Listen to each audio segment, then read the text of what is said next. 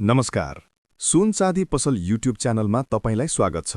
म आज 2082 चैत 29 गतेको ताजा र आधिकारिक दरभाउ लिएर उपस्थित भएको छु। दर्शकवृन्द, यदि तपाईं सुन किन्ने योजनामा हुनुहुन्छ भने आजको खबरले तपाईंलाई अलिकति झस्काउन सक्छ। केही दिनको सामान्य गिरावटपछि आज सुन र चाँदी दुवैको भाउमा निकै ठूलो उछाल आएको छ। आजको मूल्यले नयाँ रेकर्ड बनाउनेतर्फ संकेत गरेको छ। आउनुहोस् विस्तारमा जानौं। नेपाल सुन चाँदी व्यवसायी महासङ्घका अनुसार आज छापावाल सुनको मूल्य प्रति तोला 2,97,100 रुपैयाँ कायम गरिएको छ।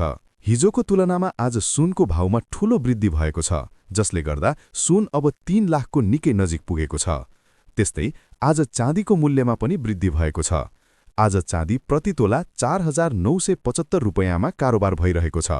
चाँदीको भाउ पनि अब 5,000 को ऐतिहासिक बिन्दु छुन खोज्दैछ।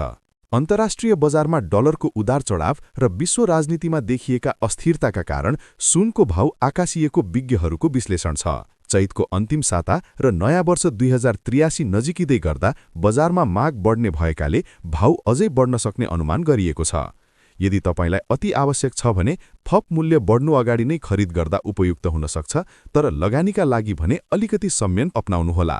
तपाईंलाई के लाग्छ? नयाँ वर्ष 2083 सम्ममा सुनको भाउ 3 लाख पुग्ला त?